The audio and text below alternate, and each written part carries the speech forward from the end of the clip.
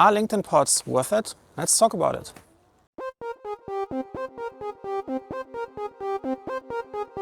How does publishing content on LinkedIn help your business? LinkedIn is a really cool platform when you want to promote your business. It has an incredible, powerful publishing platform, which allows you to create content. You can share text posts, you can share pictures, videos, documents. And this is really cool to connect with potential customers because you can share a lot of valuable information that might be useful for them in their business.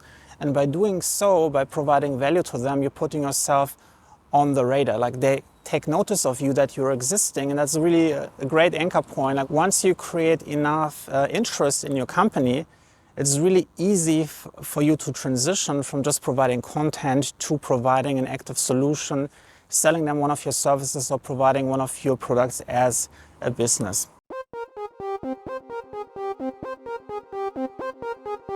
So why are some people failing when it comes to content marketing on LinkedIn? Now, what often happens is that people learn about LinkedIn, they understand it's a great platform, there's a lot of companies inside, there's all of those decision makers who can make purchasing decisions, so they're getting really hyped up about the potential, and then someone tells them, yeah, you have to create some content, and they're like, they don't know what to do, so they're just starting creating some content, which of course usually never works, especially if it's like the first or second try. And then what happens is they don't see any results, like nobody is viewing their content, like, and they're focusing on like kind of like, oh, it seems like nobody is really seeing it. I also didn't get like any sales or inquiries where someone was mentioning that I found me via LinkedIn, and then just feel like, oh, it's not really worth it. Like, why am I spending so much time creating content without getting any tangible results?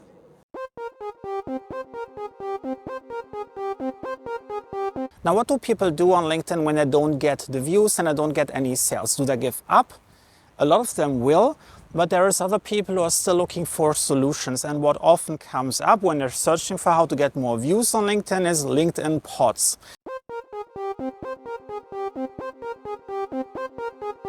So let's talk about what a LinkedIn pod is. A LinkedIn pod is essentially a group of people who have agreed to engage with each other's content. That means when I post something on LinkedIn, each post has a unique URL. I'm going to copy this URL and I'm going to give it to 5 people, and I say, hey, please like my post. Please write a comment below my post, or please share this with your network. Now, why would I want to do that? Do I pay them? No. This entire system on LinkedIn pods works on a quid pro quo relationship, meaning if I'm going to ask 5 people to like one of my posts or to leave a comment, I also have to go then and like one of their posts and leave a comment under one of their posts. So now I'm creating one piece of content and I'm writing 5 different comments and I'm pressing the like button 5 times. So the workload becomes more and more.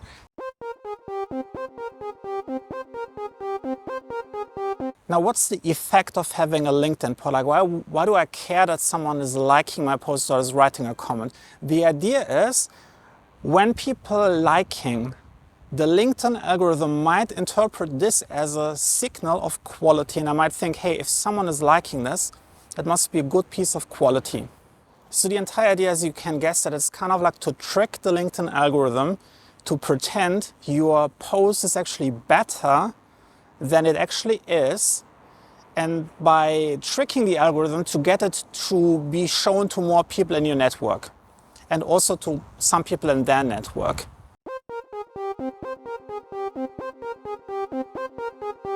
What happens when you join a LinkedIn pod? There's different versions of it. Some organize themselves in some form of private group, like in a WhatsApp group or Facebook group chat or Telegram group.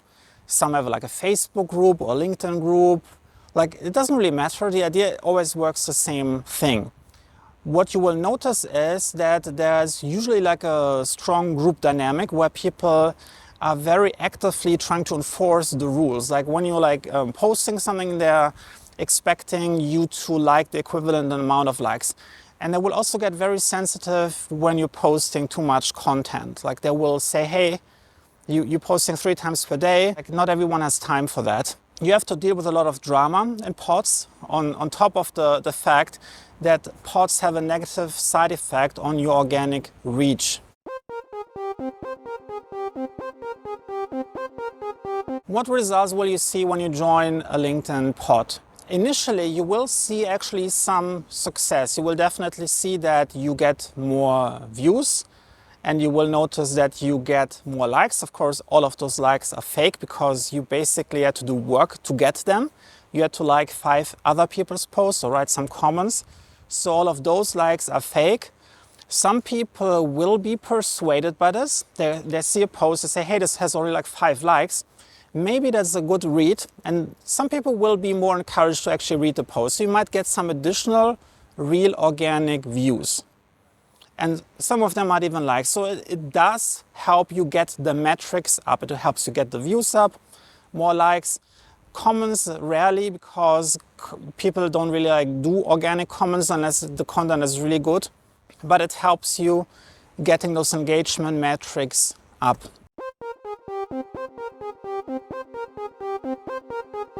So why are pods not working? As we discussed earlier, pods only work as long as you're a member of the pod and as long as you're engaging.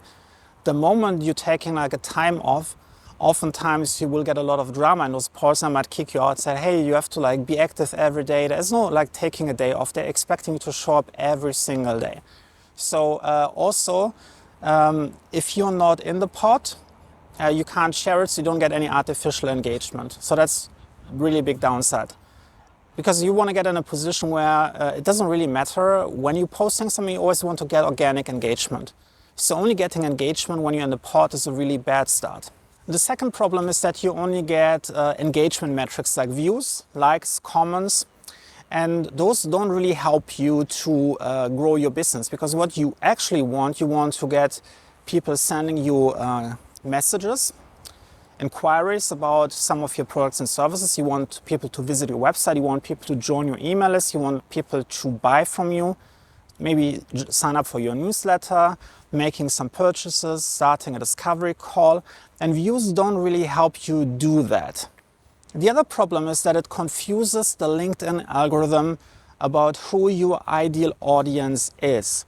Because LinkedIn pod members have so many different backgrounds, you don't really get like a very specific audience of potential customers to see your content. And it's really important. Imagine this. You're talking about the best recipe to cook a perfect steak. And then normally if you would show this content to an audience of steak enthusiasts, they would all be, wow, that's really amazing. And then the LinkedIn algorithm would say, hey, what do they have in common? And they say like, oh, they seem to all like steak. So maybe this content might be interesting to other people interested in steak. And now I'm talking about steaks, but just think about it like on LinkedIn, it might be something someone is interested in AI, and all the people share an interest in AI, or someone is interested in marketing, someone is interested in software development and PHP. It's like, it doesn't really matter what the topic is, but LinkedIn knows what kind of similarities people have. Now, what happens if you join a pod and you have like 5 different people or 50 different people with all kinds of different backgrounds? One of them is totally into vegan food, one person is into steak. Some person likes sunshine, the other person likes snow. One person likes it green, the other person likes the desert. What happens when you want to show something to such a diverse audience which has no common interest? LinkedIn will be confused and things like, what do they have in common? And LinkedIn might search really hard because they have so many data points what you have engaged with in the past with, and I might come to some wrong conclusion. I might think, oh, the common denominator is something totally random. Like maybe you all like the Beatles, and then they're starting showing it to more people liking the same kind of music, and it has nothing to do with your business. So you're getting the wrong audience, which is not really aligned with your content, and as such has no potential of ever buying from you. Another issue you will often encounter when you join a LinkedIn pod is that you're actively promoting your competitors. Now, how does it work? I just told you there's so many diverse people who have nothing in common. But there is also a specific other type of LinkedIn pod. Those are often organized around specific industries. So you, for For example, you might get like an AI pod where people from the AI space are all based, and you might find something like about Facebook marketing pod, or you might find something about like a specific software development or whatever technology platform you can imagine. Now, what happens if you join one of those pods? Those people, they all want to attract customers for their business. So what happens is their content is often very promotional. So when you then share one of your posts and you are forced to engage with some of their posts, this could be seen as an endorsement of this competitor. Like someone might say, hey, I just developed the most amazing Facebook marketing plan that you can imagine. Let's say you're like a Facebook marketing agency and you want to help people buy more Facebook ads. And then you're engaging with one of your competitors' posts and he's telling someone in their audience, like, I have just developed the secret formula which saves you 50% on your Facebook marketing budget. If you leave a like on that post, it might look as if this person actually has made a true statement and is endorsed by you, and by you coming from the same space, you might actually shift people towards, hey, if Tim is endorsing this person, they might be really good. Maybe I'm giving it a try. Maybe Tim is even a customer of this person. So you're actively sending customers away to your competitors, and you have to be really careful about this. The same problem also expresses itself in another way. Like, you have to be really careful about your reputation when you join a LinkedIn pod, because boy, have I seen crazy content being shared in LinkedIn pods. There's a lot of nutcases out there, a lot of people who have no ethics whatsoever, and they will make a lot of claims. And basically, you have to see yourself, like, do you want to endorse someone who is really, it's not taking that seriously, who's not really caring so much about the truth, who is really not, doesn't care so much if they lie to a customer, if all they care is the money and like getting as much as they want from this one customer, squeezing out the lemon until there is no lemon juice left? Do you really want to endorse someone like this just because you're in the pod and you're like, just because they like one of your posts and then you're like forced to like something of theirs? And then someone says, hey, Tim, I trusted you. You like this person's post. I thought this is a legit person. And then I ended up spending like 50K with them and lost everything. And they were all hot air and no substance. So it's really dangerous. You can put yourself in a really dangerous situation where your reputation might be damaged because you're endorsing people who have no good intention for their customers. And the most important factor of all, why LinkedIn pods don't work and will not ever work in the future, is dwell time. Now, to explain what dwell time is, let's just be clear. LinkedIn realized people started tricking the algorithm. They understood that likes can be illegally gained by people like buying likes, getting them from like some software, like some fake bots, or from LinkedIn pods. So they realized that active engagement, like likes, comments, is not necessarily an indicator of quality because it can be gamed so easily. So what LinkedIn then implemented was, they were looking, what are my competitors doing?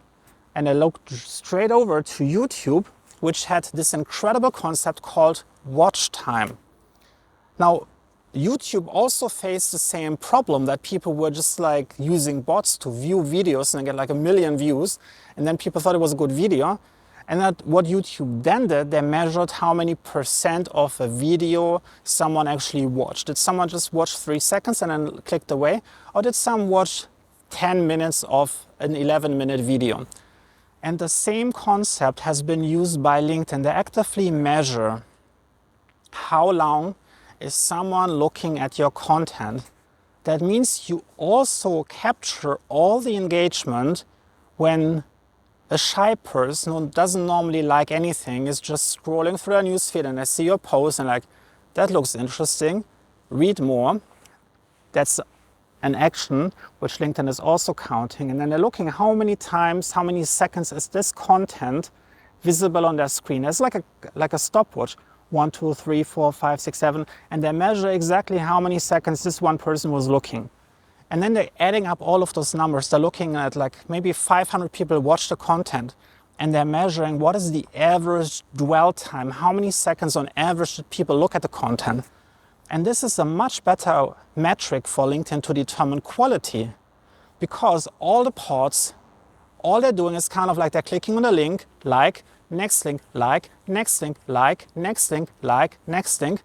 So they're only like a few seconds on every post. They don't have time because they want to get like a lot of likes. If they want to get 50 likes, they have to do at least 50 likes on someone else's content. So they don't want to spend all of those time. So they're just like half a second, a second, a second, half a second.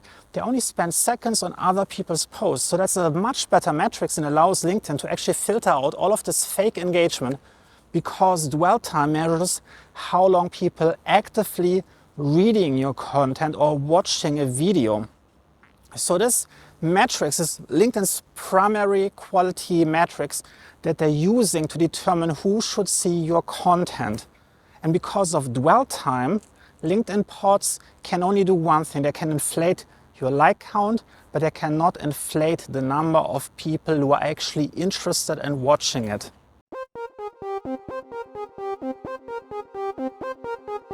So are LinkedIn pods worth it? I say absolutely not. They're just a waste of time. They can give you some temporary measures, like in terms of like your likes and view count goes up, but this is kind of hot air. It doesn't matter. I want you to understand why do you want to care about views? You don't want to care about views. Views are meaningless. You want to care about views by specific people. What happens when you only create content for a subset of people, a very small group of people who have one very strong commonality? LinkedIn will see that. They will see that this specific group has a very high dwell time. LinkedIn will know this is most likely because this post is about this topic, and then they will show your content to similar people. Now, there is not a lot of people if you're just targeting a very small niche, but because your list is super targeted, the probability that one of them will eventually convert into a customer is 100 times, 1,000 times higher than some random person. So you're actually building such a quality network on LinkedIn that whatever happens, as long as you're working in the same niche, if you're creating content, you're almost guaranteed to get a high amount of engagement because your entire audience is so laser focused.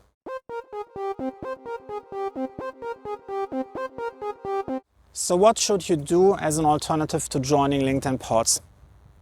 Focus on really being clear about who your audience is. Understand what are the questions they have to ask themselves every day in their business at different stages. And then create content about this. Answer questions that your ideal customers are facing in their business daily. And this will attract more people who are interested in the same topic. And then you're having like an audience which has 90% similarity among themselves. And this is really crucial if you want to grow a business. It's slower. It will not look as impressive. And by the way, the majority of people is not even liking. The majority of people are lurkers who just read content. But since LinkedIn is using dwell time, LinkedIn knows it anyway. So don't care about the metrics. It doesn't matter. It's not a popularity contest. Focus on getting metrics that actually help you grow your business, getting more customers, getting more sales, and having a network which is sustainable and will grow your business for decades ahead.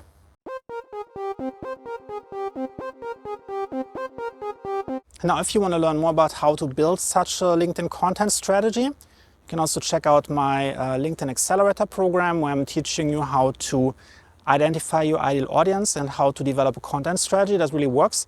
I'm going to put the link down in the description. I also have another link for my free LinkedIn hashtag guide that helps you identify the right hashtags which are used by your ideal clients, so you can specifically use hashtags to attract even more people with your content. If you want to get more videos about LinkedIn, make sure that you subscribe, turn notification bell on, hit the like button, and I'll see you in the next one. Bye.